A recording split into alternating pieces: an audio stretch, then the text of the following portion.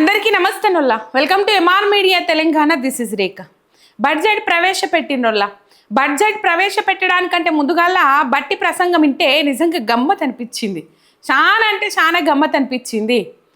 వాళ్ళు డబ్బా కొట్టుకున్నట్లా నిజంగా 2 రోజులు అసెంబ్లీ సమావేశాలు నడిపితే ఒకరోజు గవర్నర్ ప్రసంగం మినహాయిస్తే ఆ 2 రోజులు వాళ్ళ డబ్బా వాళ్ళు కొట్టుకోవడానికే సరిపోయింది.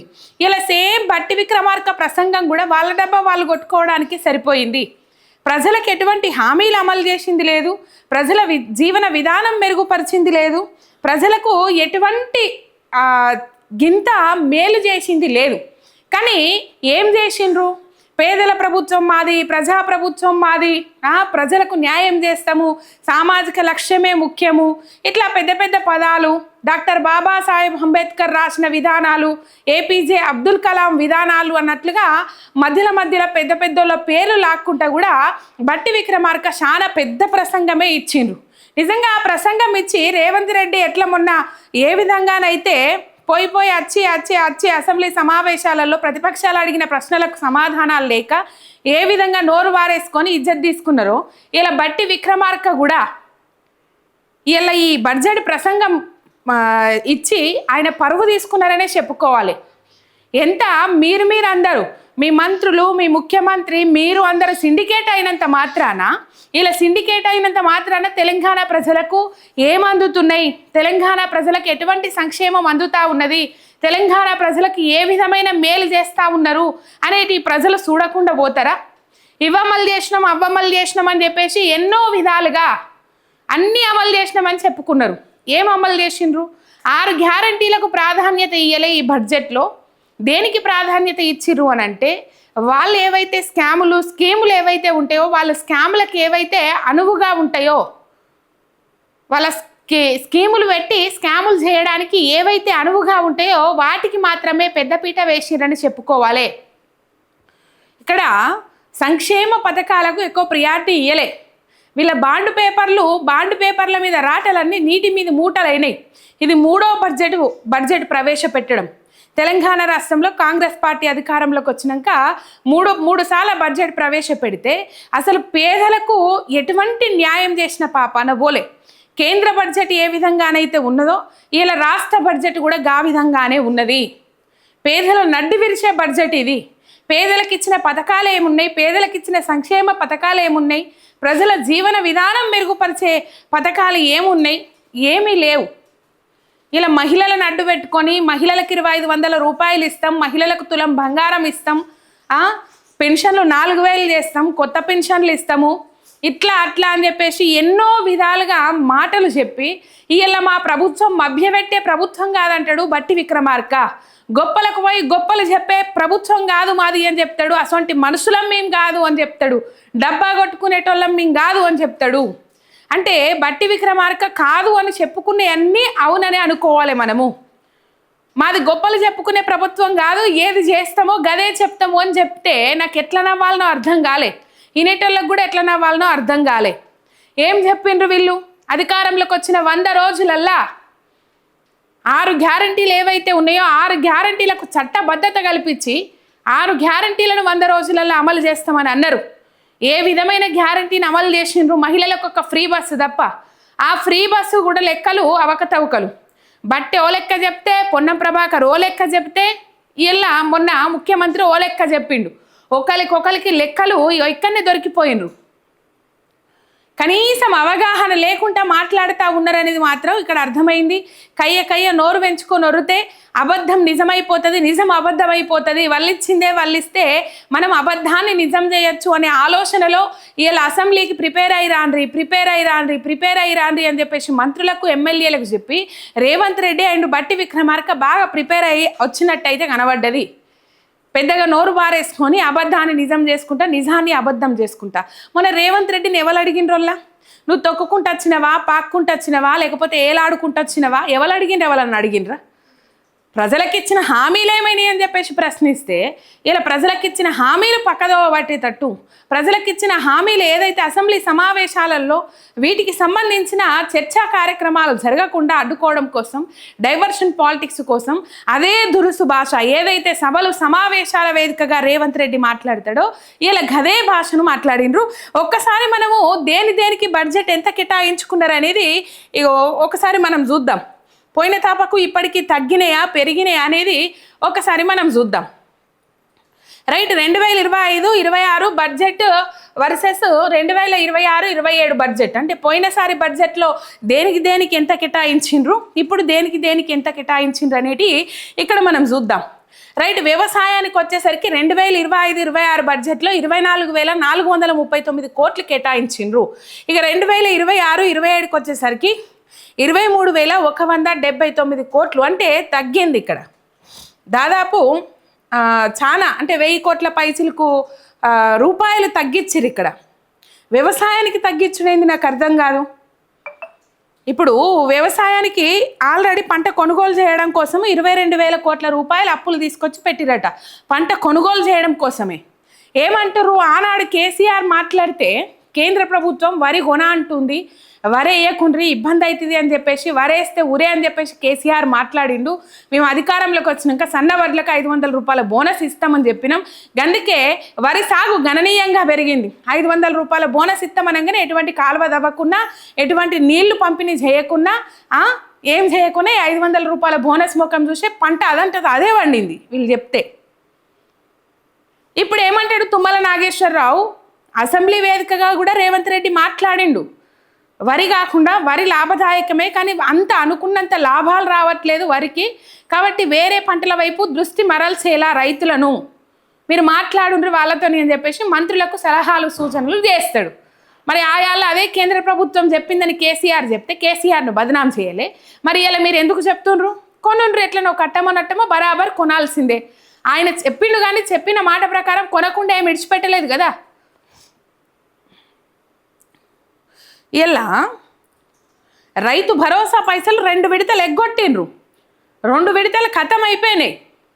ఇప్పుడు 22 తారీఖు నుంచి రైతు భరోసా అంటే సిద్దిపేట నర్మేటకు పోయి ఆడ ఒకే ఎకరానికి అది చేస్తున్నట్ట. రైట్, మనం బట్టి ప్రసంగం గురించి మాట్లాడుకుంటా ఉన్నాం. రైట్, ఇవన్నీ చూసిన తర్వాత బట్టి ఏ మాటలు మాట్లాడిండు, ఎంత పెద్ద మాటలు మాట్లాడిండు, ఆ మాట్లాడిన మాటలకు తగ్గట్టుగా బట్టి నడుచుకుంటాడా లేకపోతే ఈ కాంగ్రెస్ సర్కార్ నడుచుకుంటుందా, ఇది నిజంగానే పేజీల ప్రభుత్వమా ప్రజా ప్రభుత్వం అనేది మనం మాట్లాడుకుందాం. రైట్, పంచాయతీరాజ్కి వచ్చేసరికి గ్రామ అభివృద్ధికి 2025-26లో 31,605 కోట్లు కేటాయించిండ్రు. ఇప్పుడు వచ్చేసరికి 33,688 కోట్ల రూపాయలు, అంటే పంచాయతీరాజ్ శాఖలకు పెరిగింది. ఇక విద్యాశాఖకు వచ్చేసరికి 2025-26 23,108 కోట్లు, 2026-27 26,674 కోట్లు పెంపు. ఇలా పెంచిర్రు. ఇంటిగ్రేటెడ్ స్కూల్స్కి సంబంధించి కూడా ఇళ్ళనే పెట్టుకుండ్రు. దానికి సంబంధించి 1000 కోట్ల స్కామ్ను మాజీ మంత్రి హరీష్ రావు గారు బయట పెట్టిండ్రు. కేవలం బీఆర్ఎస్ సిట్టింగ్ ఎమ్మెల్యేలు ఎవరైతే ఉన్నారో 26 మంది జాగలల్లా ఇంటిగ్రేటెడ్ స్కూల్స్ వేయలే. మంత్రులందరూ సిండికేట్ అయ్యి మైనస్లలో టెండర్లు పలకాల్సింది పోయి +4, 5 దాకా పోయినరు.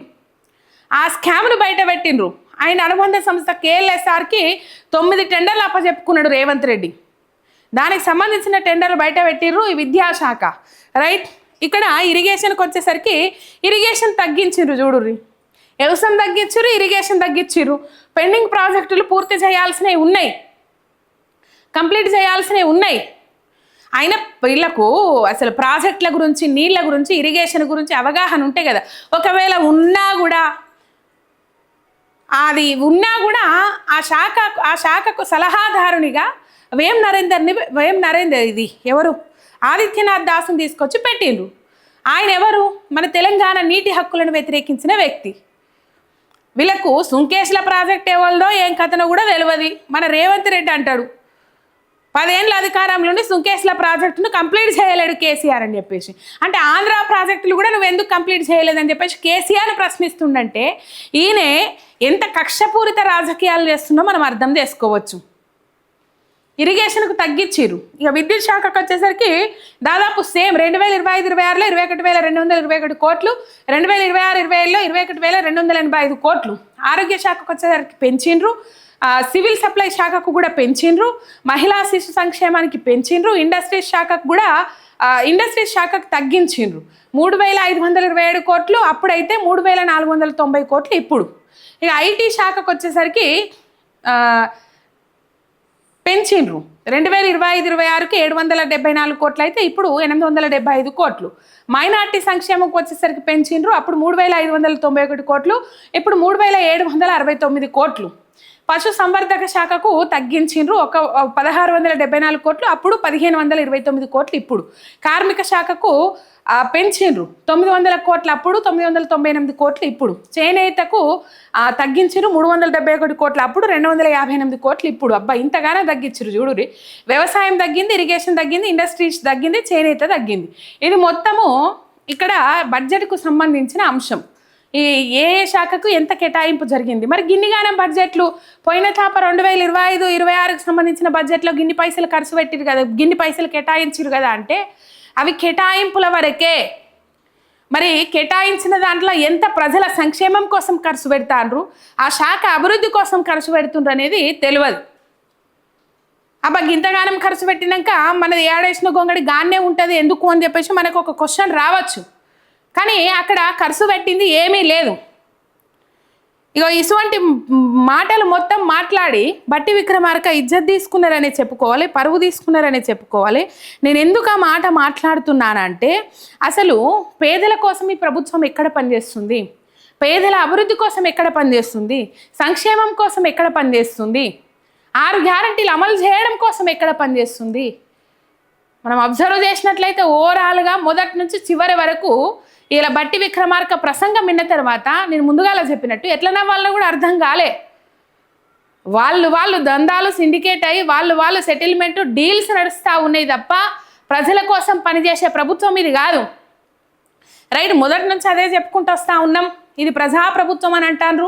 దానికి వ్యతిరేకంగా మనం అర్థం చేసుకోవాలి, ప్రజలను దగా చేసే ప్రభుత్వం అని చెప్పేసి, ప్రజలను మోసం చేసే ప్రభుత్వం అని చెప్పేసి, రైతు రుణమాఫీ అని చెప్పేసి జబ్బలు దరుచుకుంటా ఉన్నారు. ఎక్కడ ఎన్నికలు అయితే అక్కడ అది చేస్తూ ఉన్నారు. అయిన రైతులు గింతుంటే కాని రైతుల కుప్ప గింతున్నది. 2 లక్షల మీద ఉన్న రైతులు ఇలా 50,000 ఉంటే 50,000, 60,000 ఉంటే 60,000 ఇవి కట్టుకుంటే ఆ 2 లక్షల రుణమాఫీ అయితే అని చెప్పేసి కట్టుకొని ఎదురు చూస్తున్న రైతులు ఎంతోమంది ఉన్నారు. వాళ్ళకు రుణమాఫీ లేదు. మొత్తం జూటా బడ్జెట్ అని చెప్పేసి, ఇది దగా బడ్జెట్ అని చెప్పేసి, అంత బోగస్ అని చెప్పేసి మాట్లాడుతూ ఉన్నారు చాలామంది. పేదల కోసం ప్రవేశపెట్టిన బడ్జెట్ అయితే ఇది కాదు.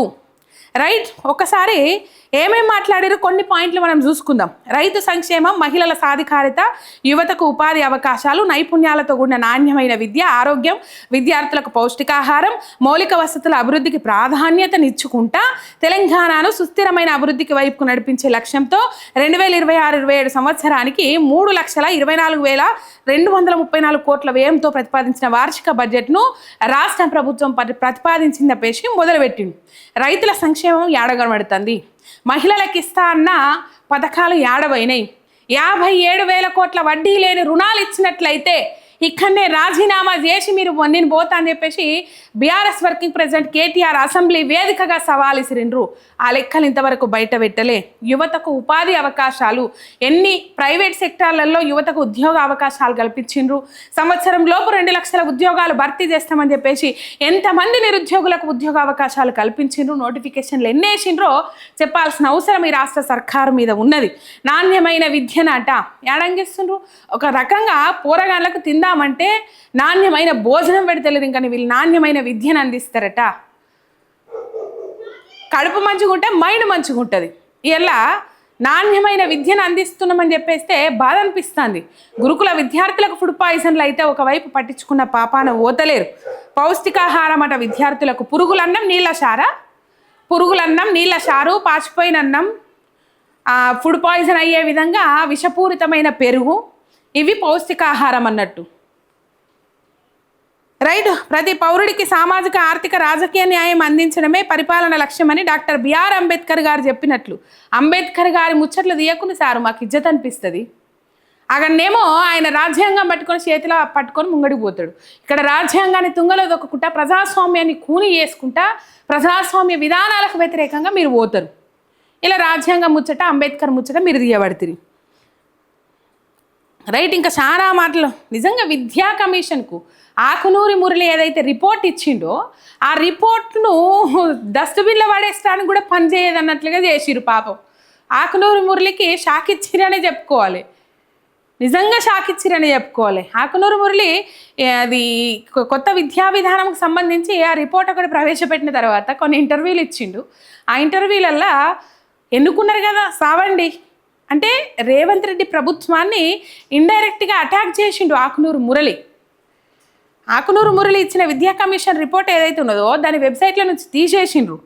రైట్. గడిచిన 2 నెలల్లో ప్రభుత్వం గుర్తించిన ప్రాధాన్యత రంగాలకు అనుగుణంగా ఈ తెలంగాణ బడ్జెట్లో కేటాయింపు ఏం గుర్తించారు?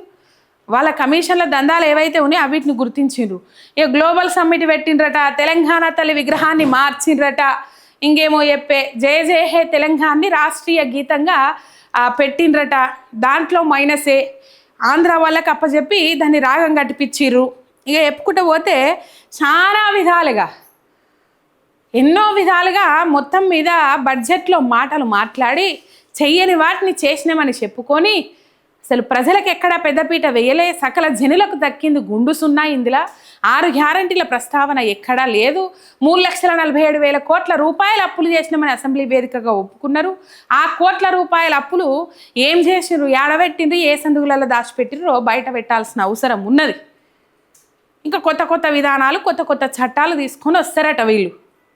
రైట్. ఇది కథ. ఒక సబ్స్క్రైబ్ చేసుకొని సపోర్ట్ చేయండి. మీ ఎంఆర్ మీడియా తెలంగాణ శనార్థి.